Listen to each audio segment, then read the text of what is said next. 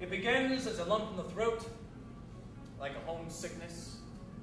You go to a far, secluded place to be alone, mentally and physically. Or you go to a coffee shop to be surrounded by activity.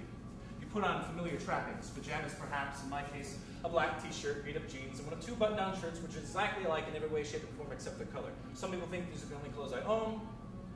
The point is to find a space and make a home for yourself and for your work. That done, you start, as always, with the same question: how to begin? The answer, as always, start as you mean to go on. Well, of course. The first try is always impossible because beginning to work requires a peculiar internal state that ordinary life does not induce.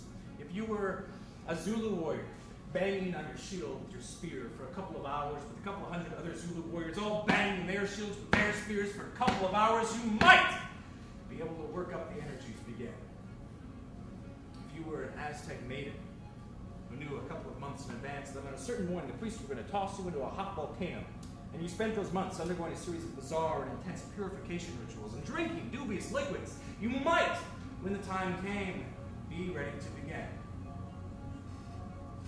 Words may lie beyond the horizon, but for the moment they're utterly inaccessible. And they may remain so for hours, days, weeks. Sometimes I am disturbed by the pause, disquieted by the foreboding that words may never come, or that if they do, they'll fail, or that the pause might go on and on and on. More often, though, I find myself growing calmer, more relaxed, spreading out and breathing more deeply because I'm aware of time and its motion. I feel myself wrapped inside it, dragged, gliding along. And there are long periods of inactivity, just sitting in a room, thinking, listening to music, bouncing a rubber ball, mind navigating, constantly focusing on the half-seen and the half-formed. I've learned that this, too, is part of the job, always looking around the corner for that which has just eluded you, constantly struggling with thoughts that you don't yet understand. Eventually, though, you lay down a line of words. The line of words is a wood carver's gouge, a miner's axe, a surgeon's probe. It digs a path, and you follow. Is this another dead end, or have you finally found the real subject? You will know tomorrow, perhaps, or this time next year, if you're lucky. A joke.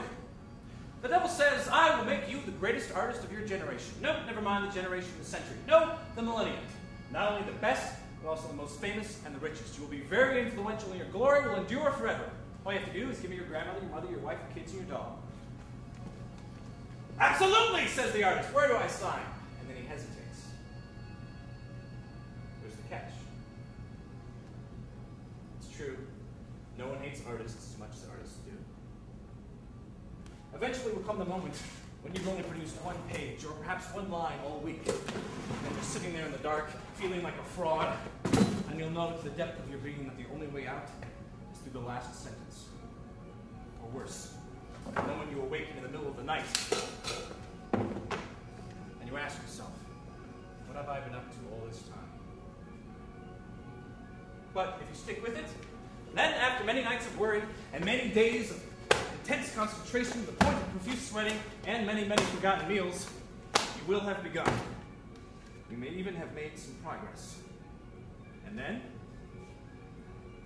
the middle, the best part, when you're convinced of the work's earth-shaking importance, amused by its slightest jokes, intrigued by its smallest puzzles. At this point, it seems possible that the work just might be a metaphor for everything. Towards the end, of course, it becomes clear that this is not so, and that it's really just about something. At this point, the work will no doubt change, against your will, from an expression of your notions to an epistemological tool. This new place interests you because it's unclear. You tend to it. With attempted humility, you lay down more words, very carefully, watching all the angles. Now the old work looks soft and careless.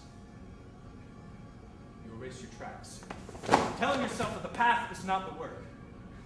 And usually, the part that you have to jettison is not only the best part, your most profound work, it is also, oddly, the very moment that was to have been the point. It is the key originating thought, the moment in which the rest of it was to hang, and from which you yourself drew courage to continue. But you tell yourself that the path is not the work.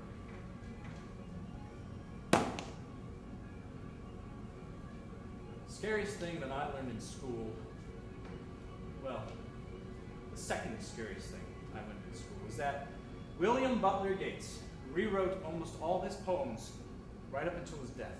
Now this always seemed to me like a doubling and tripling of work. How would you know when to stop? But the scariest thing I learned in school is that Geoffrey Chaucer disavowed almost all his works on his deathbed.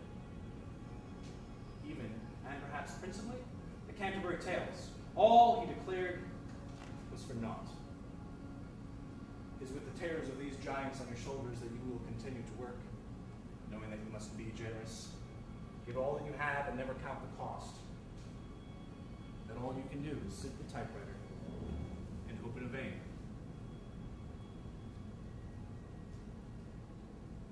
But fear not. You will get a break.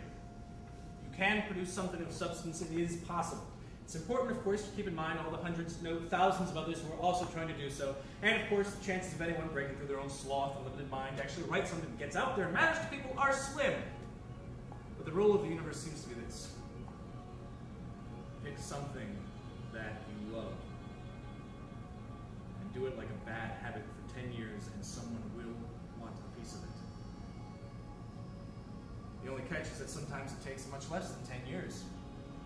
And sometimes much, much more.